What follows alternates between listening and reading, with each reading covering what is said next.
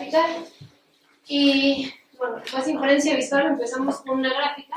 Y las gráficas siempre han tenido este poder de sorprendernos, ¿no? Cosa que muchas veces resúmenes numéricos o modelos no son tan fáciles. Entonces, las gráficas son una gran herramienta para descubrir nuevas relaciones, nuevas, pues sí, ¿no? Interacciones entre variables y demás. Entonces, en esta gráfica lo que yo grafiqué son las muertes relacionadas con diabetes en la población mayor de 65 años. Entonces, tenemos las tasas a nivel estado, ¿no? Entonces, el número de muertes por cada 10.000 habitantes. Y se ve así. Entonces, pues lo primero que podemos pensar es, salió mal, pero no está yendo, que podemos ver algunos patrones regionales, ¿no? Por ejemplo, podemos pensar que aquí en esta parte de la península a lo mejor hay tasas más altas y podemos pensar que quizás se debe a patrones regionales de alimentación o a la componente genética de la diabetes. Entonces, en cuanto uno ve una gráfica, empieza a crear, pues todas las hipótesis, empiezan a surgir ideas. Ahora, el problema es que esto es muy peligroso, porque los humanos sufrimos de una cosa que se llama apofenia.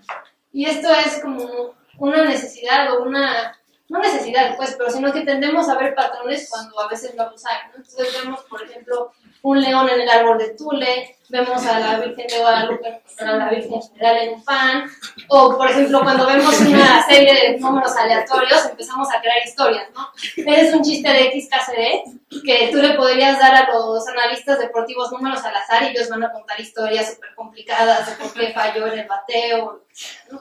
Entonces, pues este problema de ver patrones, o no tendría que ser un problema necesariamente, pero cuando estamos analizando gráficas estadísticas, se convierte realmente en un problema, ¿no? Porque lo que les voy a enseñar ahora es que, en realidad, la gráfica que yo interpreté no era la gráfica de tasas de mortalidad, ¿no? Sino lo que hice fue que calculé la tasa de mortalidad para cada estado. Entonces, por ejemplo, tenemos Aguascalientes, tasa de mortalidad 90, Baja California Norte, 40, lo que sea.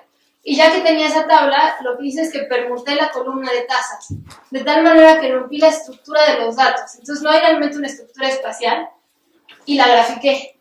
Entonces la idea aquí es que lo que yo estaba viendo, la variación, no era realmente un patrón geográfico, sino era ruido, y lo pude lo interpreté porque así puedo encontrar siempre conglomerados y encontrar patrones y demás.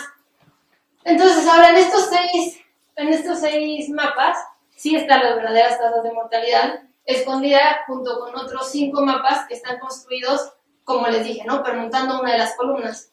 A este tipo de datos le llamamos datos nulos, porque lo que hacen es romper la relación de los datos y generar una hipótesis donde realmente no hay, o sea, se generan escenarios cuando realmente no hay una relación entre las variables que estamos graficando. Entonces no sé si alguien puede encontrar un mapa que se distinga de los demás. O sea, un mapa que ustedes crean que están las verdaderas tasas de mortalidad. El 4.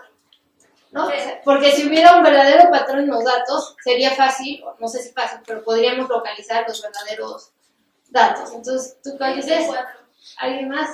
El 1. 1. ¿Quién más? 3. El 4 es el verdadero, ¿no? Pero en realidad fuiste una de 3, ¿no? Tampoco está claro, pudiera haber sido al azar todavía.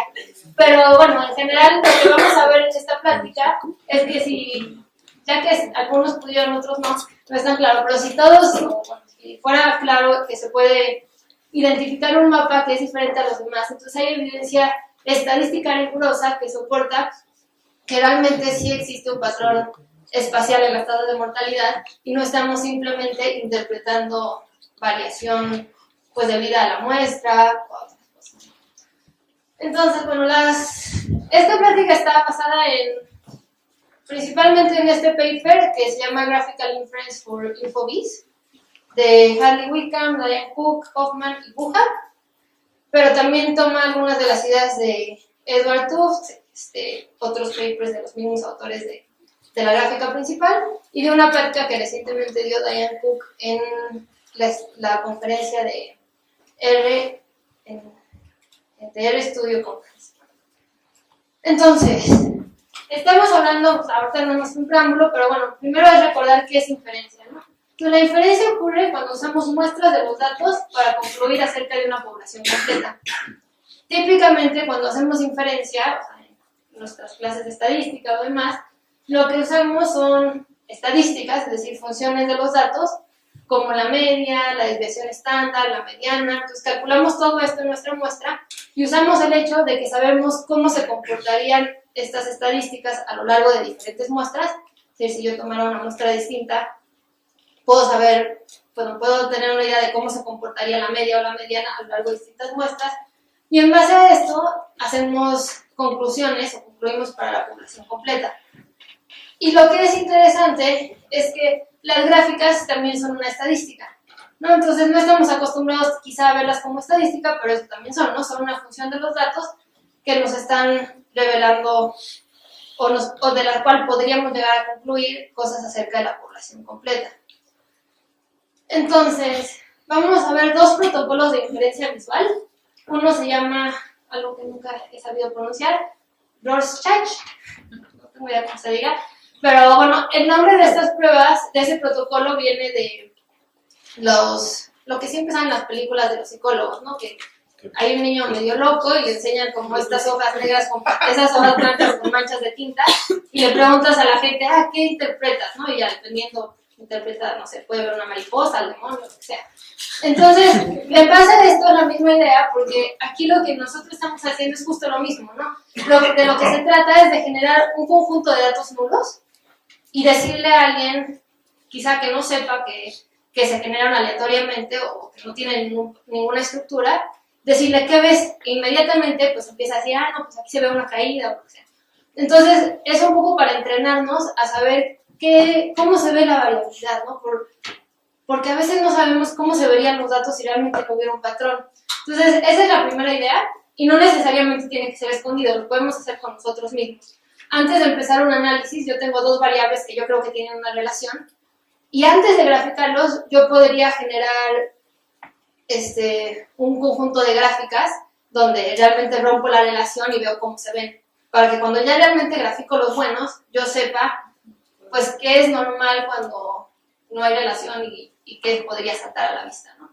Entonces ese es el Rorschach. ¿Cómo lo pronunciaban?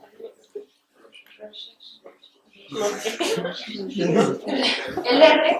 Y el segundo es el line-up, ¿no? El protocolo line-up es el que les hice con las gráficas de tasa de mortalidad, que es un poco como dónde está Wally, ¿no? Por eso la hice, porque tienes un montón de cosas que se parecen, pero tienes que ver si eres capaz de distinguir algo distinto.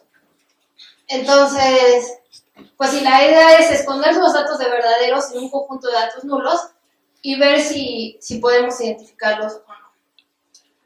Ahora, hay una cosa que no es tan trivial, que es cómo se generan los datos nulos, ¿no? Entonces, todo depende, obviamente, de la relación que tú estás viendo entre tus datos. Por ejemplo, cuando estábamos viendo la parte de los mapas, la manera de generar los datos nulos, la pregunta que yo me estoy haciendo es si hay algún patrón geográfico en las tasas de mortalidad. Entonces, la manera de romper la estructura es simplemente permutar una de las columnas de la base de datos. Pero hay veces que lo que estoy probando es si mis datos siguen una distribución particular. Entonces, en esta ocasión, lo que yo haría sería suponer simular de la distribución de la que yo creo que provienen mis datos, cuál es mi hipótesis que pueden provenir mis datos. Bueno, esto es porque las referencias y todo lo que les di son como recientes, y esta investigación de inferencia visual como tal, pues ya ha habido muchos papers, pero las ideas tampoco son nuevas, ¿no? Entonces, estas son unas gráficas que no es más que el protocolo Rorschach, bueno, sin ese nombre antes de que llegaran a esto, y son unas gráficas que hizo Edward A. Murphy en el 64. Y justo lo que él vio es que estaba leyendo unos análisis y vio que a partir de ver una distribución bimodal, se concluía que había un mecanismo causal que podía tener como dos fuentes detrás. Y él dijo, bueno, pues quizás solo ruido, entonces escribió unos artículos donde él justamente simulaba de una distribución normal. Y justo podemos ver que sería fácil, o si uno no tiene cuidado y solo ve una de las gráficas, podrías confiar, mira, pues aquí se ven dos grupos y demás, ¿no? O sea, yo luego así, cuando uno ve datos, luego se descubre cayendo, ¿no? De, sí, claramente, aquí hay un grupo y acá hay otro, y después pasan cosas sorprendentes, como había etiquetado, le ves las variables, y yo tenía toda una historia en mi cabeza de, esto se tenía que compartir, o sea, tiene todo el sentido, ¿no? Te lo justificas, y es porque, pues ya tenemos a veces muchas ideas de lo que queremos ver, ¿no? Entonces, al hacer esto un poco más riguroso, lo que permitimos es, no vamos a dejar de hacer inferencia visual, vamos a seguir interpretando gráficas, pero vamos a tener un poco más de herramientas para hacerlo mejor, ¿no? Entonces vamos a ver un ejemplo. Tenemos una base de datos de estaturas de hombres y mujeres, y lo que queremos ver es un modelo muy simple de una normal con una media y una varianza común. Puede describir los datos. Entonces, lo que se hace aquí o sea, la idea de cómo se simularía de este modelo es que en este caso voy a simular de una normal con media 171 centímetros y desviación estándar de 10 centímetros. ¿No? Entonces, yo hago las simulaciones, pues te aplico el protocolo Line-Up y ahora sí creo que todos me pueden decir fácilmente dónde están los datos, ¿no? ¿Los ven? ¿No? Sí, la 18. Sí, la 18, ¿no? Entonces aquí están. Entonces,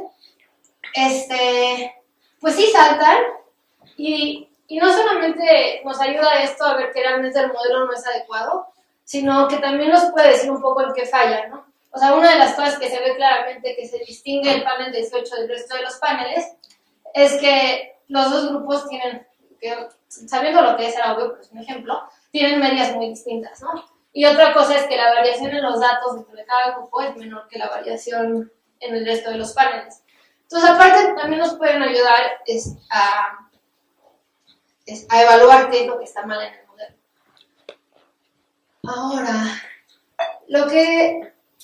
algo que es interesante es que todas estas pruebas de hipótesis visuales tienen el mismo rigor que las pruebas estadísticas, no sé si el mismo, pero tienen mucho rigor estadístico, y son muy análogas a las pruebas usuales de hipótesis, ¿no? Entonces, en una prueba de hipótesis, nada más para recordarnos como 4 conceptos básicos, tenemos una hipótesis nula, que es la hipótesis que se desea contrastar, y describe una conducta default de los datos, ¿no? Del fenómeno de interés.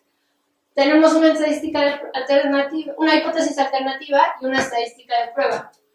La estadística de prueba es como una fórmula que, ya que ponemos nuestros datos, con base a esta tomamos la decisión, bueno, es una estadística, ¿no?, de si vamos a rechazar o no. Y por último, la última concepto que es muy importante en pruebas de hipótesis es el valor P, o el nivel de significancia alcanzado.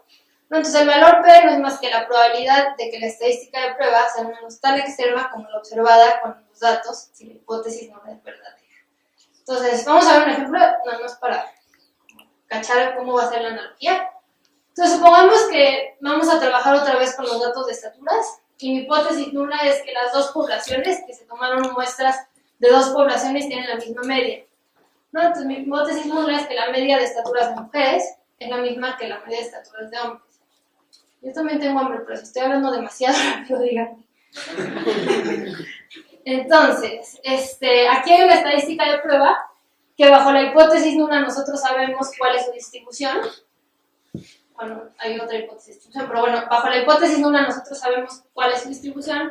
Y lo que hacemos, este es el de código DR, es evaluar la estadística de prueba y ver cómo se comporta, ¿no? Entonces, en este histograma lo que hice fueron simulaciones bajo la hipótesis nula. O sea, simulé bajo la hipótesis nula. Calculé la estadística de prueba. Sí, básicamente. Y veo cómo se distribuye la estadística de prueba, ¿no? Entonces, yo esperaría que si la hipótesis nula es cierta, cuando yo evalúe la estadística con mis muestras, se ubique pues, en algún valor, digamos, entre estas dos líneas. Sin embargo, cuando yo evalúo mis datos, o sea, cuando tomo mi muestra, la estadística de prueba nos da menos 16. Entonces, obviamente, lo que se concluye, es obvio, pero lo que se concluye es que mis datos no son congruentes con la estadística de prueba, porque la probabilidad de ver el resultado, al menos tan extremo como el que observé en mis datos, si la hipótesis no fuera cierta, es chiquitita, ¿no? Es prácticamente cero. ¿Sí? ¿Todos bien? Sí. Entonces, inferencia visual. Entonces, todo es igual en inferencia visual, lo único que cambia es que ahora la estadística de prueba, en vez de ser una fórmula matemática, es una gráfica. Y, más bien, sí, en vez de ser una estadística como una fórmula, es una gráfica, y la manera en que yo decido si acepto o no, si rechazo o no la hipótesis nula, es usando mi